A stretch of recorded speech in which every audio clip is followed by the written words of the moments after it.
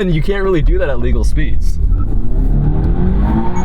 After owning a Scion FRS for 9 years and now having this 2022 Toyota GR86 for a few months, I can confidently say that you should definitely buy this car, and here's why. The first reason is that it's gonna make you a better driver. And obviously, if you're watching this video, you're probably a car enthusiast. If you're not a car enthusiast, then you don't care about becoming a better driver.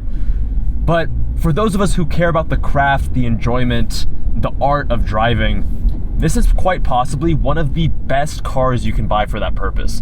And here's why. It's a lightweight, front engine, rear wheel drive sports car that is not too heavy on power, and most importantly, has incredible chassis dynamics. So when you're learning to drive, one of the most important things is to understand how to approach a car at its limit. How do you handle understeer and oversteer?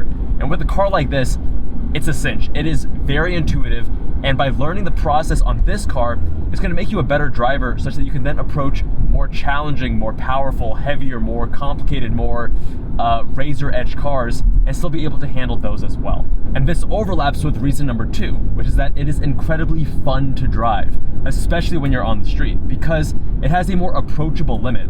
When you're driving a car that has lower limits like this, you can turn off traction control and approach those limits at legal speeds.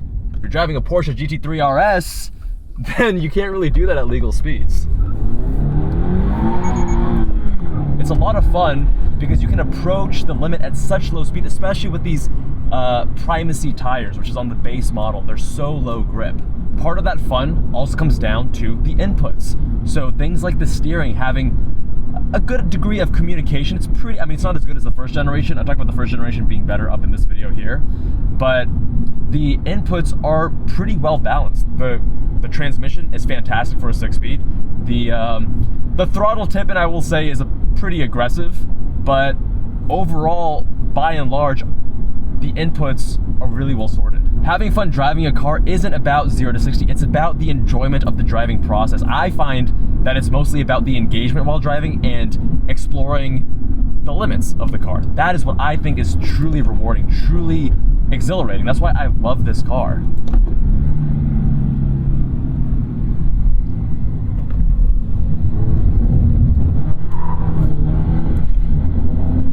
That shit never gets old. Reason number 3 is actually practicality, because this car is shockingly practical. I had an FRS which largely has the same interior dimensions and volume. The trunk opening is slightly smaller.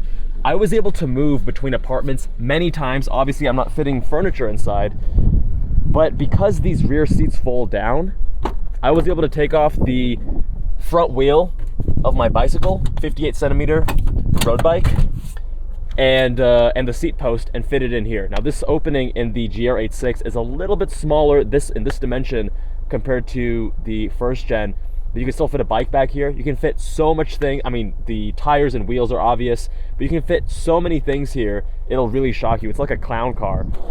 And in a pinch, the rear seats, I mean, they're kind of a joke, right? They're so small. The only person who could fit back here is someone who has no legs. But in a pinch, you'd be surprised. It is practical. I have fit 2 passengers in here, or in my FRS, many times because I didn't have a 4-seater. So we're not gonna be taking this car on road trips with multiple people, but you need to go around town, you need to take a few people with you. It can work. A lot of young people need a 1-car solution because they can't have a sports car and a practical car. So this fits that 1-car solution bill extremely well, especially for a sports car. Oh, one other thing about both being fun to drive and making you a better driver is even things like heel toe, because the inputs, because the car is so focused on driver engagement and driver ergonomics, you can learn things like heel toe in this car extremely easily. I have a whole series on how to drive stick shift, from the basics all the way to heel toe double clutching. Here we go. I love this turn.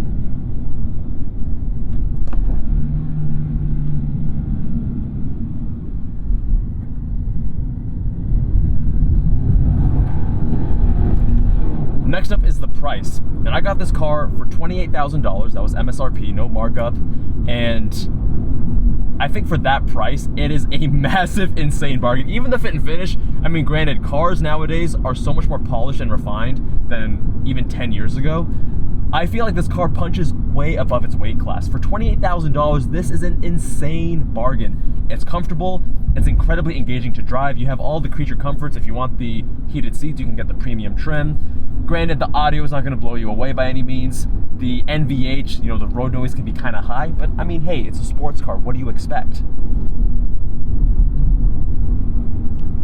But when you look at other vehicles in this price range, I drove the lower level Camaro, Mustang, and Challenger recently. I can't imagine ever choosing one of those cars over this. Those are also a few $1,000s more expensive, and I would choose this every single time. This is just a better overall car to drive in my opinion, and it's far more engaging. Next up is reliability. That's right, and I know what you're thinking. Hey Kevin, what about RTV?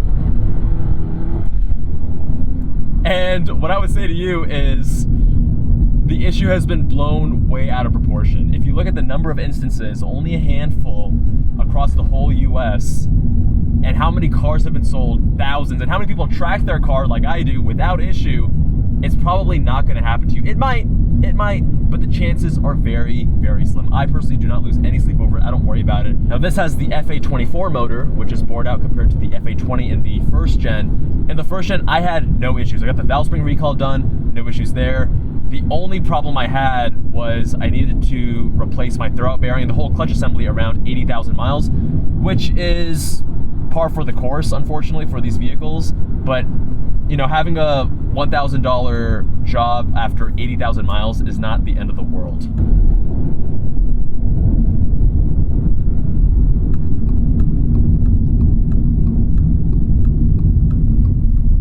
That's a nice STI, but even if these cars were the same price, I would choose this over an STI every day.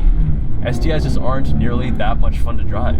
And the last reason has got to be the styling. Now here's the thing, it's human nature to not like change, and I found it so bizarre how people were saying, oh, the new generation doesn't look nearly as good as the first generation.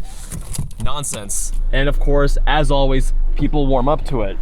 This car is a looker. This car looks way more premium, way nicer at its price point than you would expect.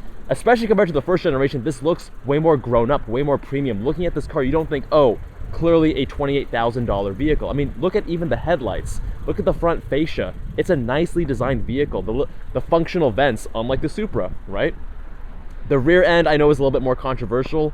Not everyone likes the new styling. I think it's totally fine. I think it works with the car. Overall, a very handsome vehicle. I'm gonna get a lot of compliments on this car. And that's it, my friends. That's why I think you should buy a Toyota GR86 or a Subaru BRZ. I think these are fantastic vehicles. I'm gonna be keeping mine for a while. And if you have any other reasons, please let us know with a comment down below. Much love, my friends, and I'll see you guys in that next one.